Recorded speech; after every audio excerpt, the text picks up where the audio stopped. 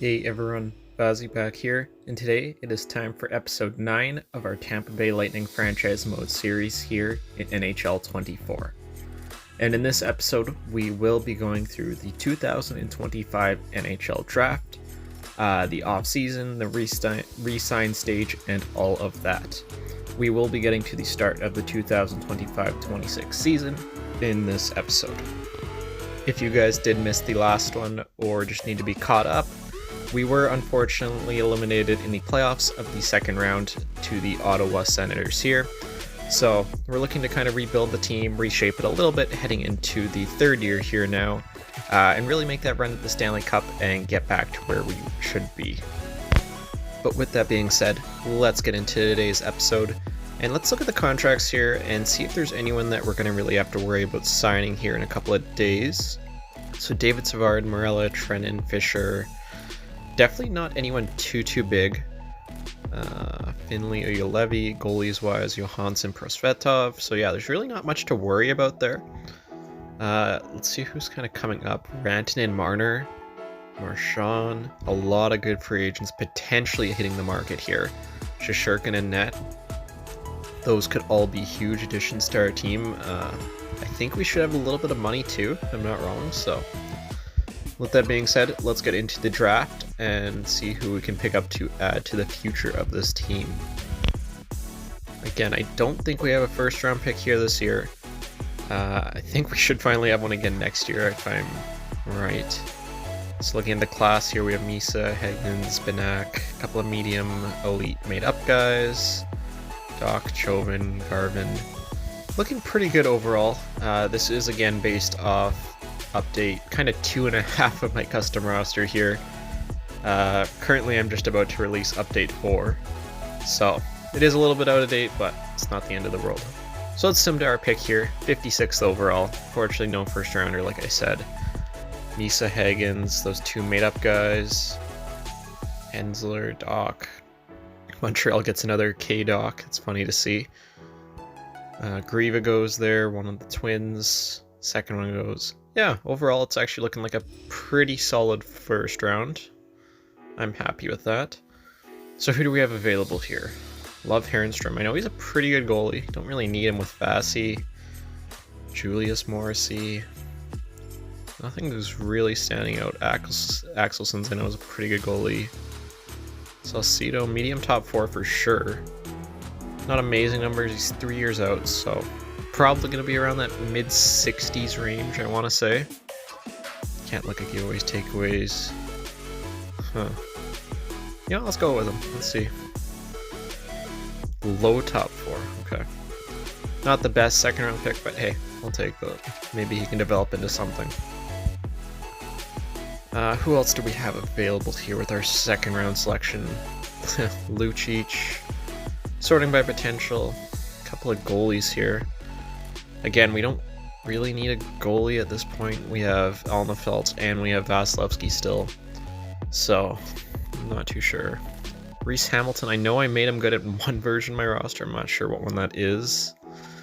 Kolznig looks alright. Yeah, I think let's maybe go with Ekman Larson here. Just get another guy in the pipeline. In case Alnefelt leaves and Vassy kind of starts aging out. So he is medium elite, 59 overall. That's actually pretty solid. I will take that pick for sure. And up next here, this is the 5th round, I want to say. Let's go with this Rajala guy, I think. Unless there's anyone else better here. Power forward, 6'4", potentially low elite, low bottom 6. Not a great pick there, I will say. It is what it is, though. You're not always going to hit, unfortunately. And another goalie available. Another 2 goalies at the top there. Gonchar. Seems to be a lot of pretty decent goalies in this draft, interestingly enough. One position we don't really need to focus on, though, unfortunately, is what it is. No one here is really jumping out at me, unfortunately. Yask and another goalie. Just go with this Turkov guy. He looks could be okay. And medium bottom 6, not great. So definitely not our best draft overall. In all fairness, we don't really need it at this moment. We have some good prospects coming up here in the short future, but Yaskin is a medium fringe. Again, probably never see NHL time with us, unfortunately. You never know, though. Let's go with Pajarvi here, sorry. Bottom 6, not great. And our last pick in the NHL entry draft here, sort of high potential. That Murguy, potentially top 4. I very much doubt it, but yeah, medium top 7 defense. So, there is the 2025 NHL draft in the books. Yeah, we got a couple of guys we can maybe work with there, Salcido, Ekman, Larson, but definitely not our best draft overall, so it is what it is. You're not going to win them all, so let's get into this here. So we have all our coaches and scouts that I'll have to sign. Give me a couple minutes, I will take care of that off screen. So really, I didn't keep a ton of the scouts and coaches. I offered the head coach and fired a lot of the scouts contracts, so it is what it is. Let's get into our re-sign stage here, starting with David Savard. Only asking for 2.25 million? He's asking for literally double that, 4.5 earlier. I was going to let him go, but that seems like too good of a contract not to offer. 2 years at 2 million, I'll see if he takes that. Morella, 2.9, definitely qualify him for now. Trenning can probably go, same with Fisher. Don't want to be here, that's totally alright. They were good bottom 6 guys. Perbix I want to keep, I like him in real life.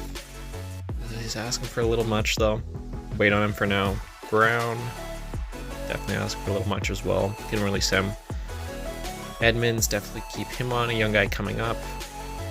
Like to find a spot for him this next year, but we'll see. Easymont, we can give him a cheap deal. Peak doesn't want to be here, it's fine. Karen, we don't really need. Finley, he had a great kind of second half with us. Definitely want to lock him up for a couple of years, see what he can do here. And same with Jack Finley, he had a decent rookie year. See what he can do here on a couple of year contract. Nothing too crazy. Levy, obviously don't need him. Same with Brett Ritchie. Same with Samarukov. We're definitely clearing house here, getting rid of a lot of these lower end AHL guys, which is good to see. So we will have some contract space to work with here in the off season.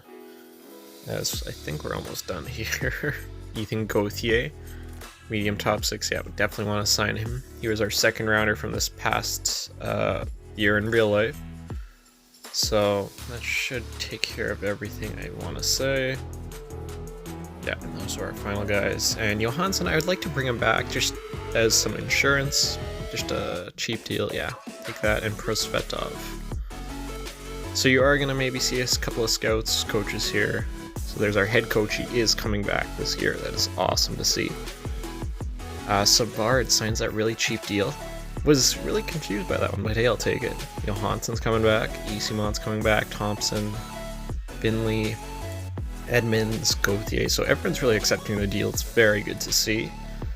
And now heading into free agency, we just have Perbix that needs to be signed. I wouldn't mind maybe a 1 year, 1.5 if he wants to stay. And he does accept that contract. So we're gonna have 8.7 million here heading into free agency, which is pretty solid. You can get a pretty good player for that. So let's sim up a couple of days here, another scout. So I will have to take care of the coaches and scouts, fired a bunch of them, so give me a couple minutes here, I will go take care of that off screen and we can look at the free agent class. Alright, so all the scouts and coaches have been taken care of off screen, so we should be seeing them in a couple days. And really looking at free agency, it's pretty weak. A lot of those big name guys really didn't end up making it, unfortunately. Chikrin, Kane, Kuzmenko, that is definitely disappointing to see here. I was hoping we were going to have a couple of star players that we could maybe add. Maybe one of Rantanen or Marner. Unfortunately, doesn't look like that at this moment. Thompson and net, so sure can definitely re-sign as well. A lot of these are more or less as expected, but you would hope for one or two of them to kind of slip through the cracks. Unfortunately not. Extension-wise, nothing really to offer here, which I don't mind. A couple of young guys here, I'm sure they won't be too expensive, which is fine. But yeah, that's disappointing. So I think the guy I want to make a play on here is Jacob Chikrin.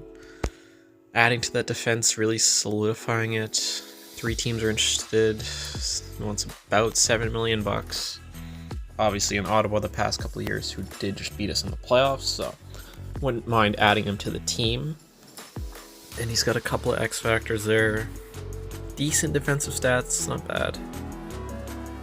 Do we want to go with a guy with Adam Larson, who's really that really good shutdown defenseman? Split time between the Kings and the Kraken this year. I wouldn't mind Larson either. It's hard to say. I think we're going to go with Chikrin here. I'm going to give him 5/7. I'm not going to overpay for him. If he wants to join the team, he can. If he doesn't, that's totally alright. We can find another option, so make that offer for Jacob Chikrin. Let's check two-way guys here quick. Go by potential. Not a lot of high potential guys, which I like to see, that the computers aren't dropping those players as much.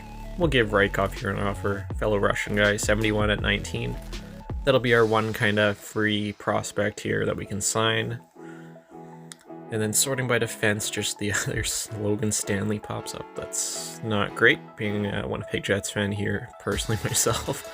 Seeing him as the top defensive guy is not great, but... And Colin White, let's make him an offer. Can be a potential depth for us. Same with Lindstrom, I think. Not the best defensive stats, they're okay though, so... Who knows, maybe he can crack a bottom pairing or something like that. Not seeing a ton of stuff out here, unfortunately. Goalies wise, we could probably use one. OP, that's probably too much closer to a prospect. Peretz. Let's maybe go Dawes. He's 24. I think you could probably make the argument that New Jersey finally had given up on him. I know he's still young, but it is what it is. So let's make those offers. Let's see who we can get of those. So you are going to see a lot of these coaches and scouts here over the next couple days sign contracts. I want to say, I don't know, I probably put out at least almost 20 combined. A lot of good A+ and B+ scouts, coaches, and all that stuff. We're on the market this year, so sent out a lot of offers, and I'm kind of redoing that department, so hopefully in future drafts and all that we can get some better late round steals, but hey, who knows. As everyone here does seem to be accepting, which is good to see. Can we get to some players here? More scouts. So Lindstrom does accept the contract, Colin White accepts the contract, Dawes accepts the contract, Rykov. All the depth guys, that's good to see. Chikrin goes with the Canadians. That's hard to see. Is what it is. I wasn't going to overpay for him. If he fit in, he fit in, but let's see what he signed for with the Habs. 5 years at 7,165, so an extra 165 grand is what it is. See Larson signed as well. So really there's not a ton left here in free agency, which is pretty unfortunate. I guess we kind of just go with Lundell at this point. Add a big 6'3" defenseman. I'm fine with that. Just go 1 year though. I'm not over committing on term with him. And I think we kind of have to get him, so let's go 5.5. We have lots of money still, so I don't mind making that offer.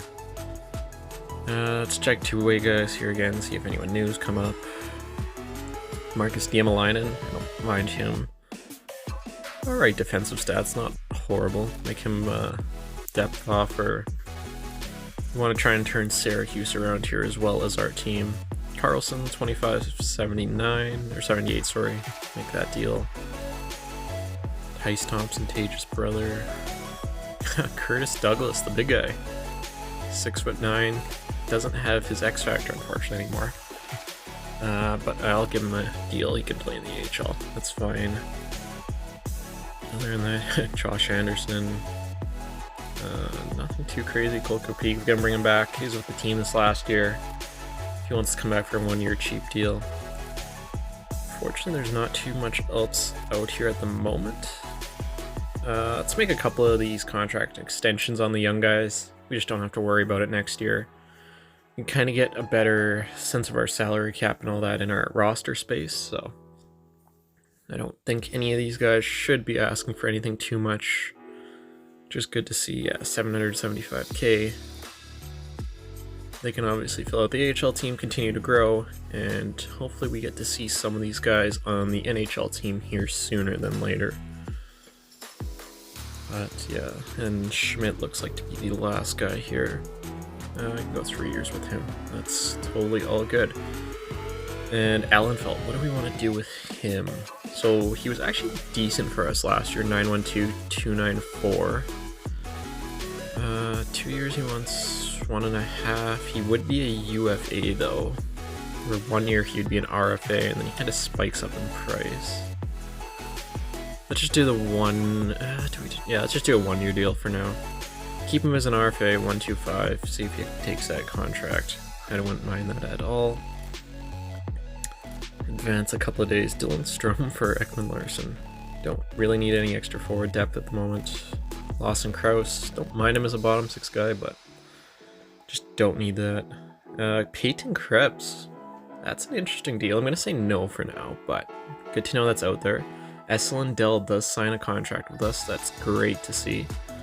So we will be adding to the D a little bit. That's really all I kind of wanted to do this offseason.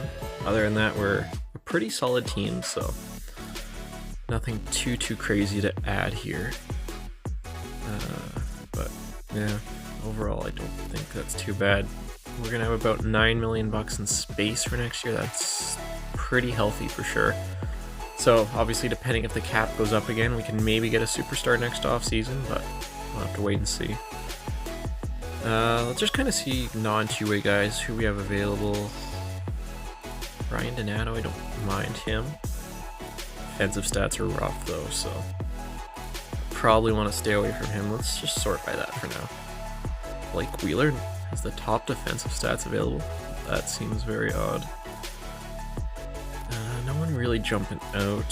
Jason Zucker, maybe throw him on the 4th line, 3rd, 4th line guy. I don't mind that. He's cheap, yeah. Let's give him a 1 year deal. 2.35, that's totally all good. Who else do we got out here? Nothing crazy. Let's go with Corey Perry, maybe. Do we bring him back to Tampa 1 more year before he retires? He's 40 years old. I think the deal would have to be that he's not guaranteed to actually play, but 1 year, $1 million. Can't go really wrong with that, so I will make him that offer anyway, and we'll see what he says. Let's get one more defenseman here, I think. Let's see. Yeah, we'll go with Tucker. He's still somewhat young. And then I think we're really kind of ready to just start heading into next season. Can start constructing the roster based on what everyone says here.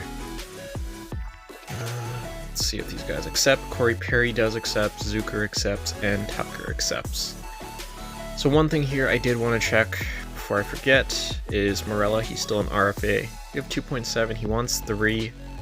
I'll wait a bit. I'll take care of that off screen. But until then, I will simulate to next season and construct our roster. So back here at the start of the 2025-26 season, I have taken a look at the lines. Everything should be all set up here for this season. Let's take a quick look at them here before preseason. So we are going to go with the Hagel, Point, Kucherov line. They were doing really great last year, so may as well keep it together at least to start. Groshev, Sorelli, Stammer, they were pretty good together as well. Didn't mind that. Kovalenko, Paul, and Morella. Kovalenko coming up now, which is good to see. Also Dylan Duke coming up. Jack Finley, Jason Zucker. Should be a decent defensive line there on the 4th line, so Sergachev is now our number 1 defenseman. Krua, Truculence, X Factor, good to see with Chernak. Savardin, Hedman, and Esselin, Dell, and Perbix. And then obviously in net we have Vasi and Alnefelt, and scratched we have Perry, Thompson, and Easymont. I do want to get Thompson in there somewhere, but just not really sure where he fits at the moment, so we'll have to wait and see. Captains wise, we're still going with the Stammer, Sorelli, and Hedman. I think that's pretty good leadership group of the team right now and how it is in real life, so not too mad at that. I do want to say I think Morella signed his contract 1 year, 1.65, so nice and cheap, so we did bring him back. Let's simulate through the preseason here quickly before we end off today's episode. But yeah, I think for the most part we're kind of on cruise control at the moment. Again, like, should be a pretty solid team as we're 5-0-1, 6-0-1 in the preseason. Let's see here. Stamkos had 18 points in 7 games. It's one of the best preseason totals I think I've ever seen. That's actually insane. Cirelli had 15. Everyone, yeah, just really seemed to be clicking. But yeah, like I was saying, we kind of just are on really cruise control still. We still have that solid foundation of the Lightning teams, so there's nothing too crazy to do. I don't know, we might simulate through the whole season next episode, just take that, and then we'll do the playoffs one after. Not totally decided yet, but we'll kind of see what happens. We'll take it by year, but I think that's going to do it for today's episode here, going through the 2025 off-season. So, like I said, next episode we'll go through and start the 2025-26 season. But until then, I will see you all in the next episode.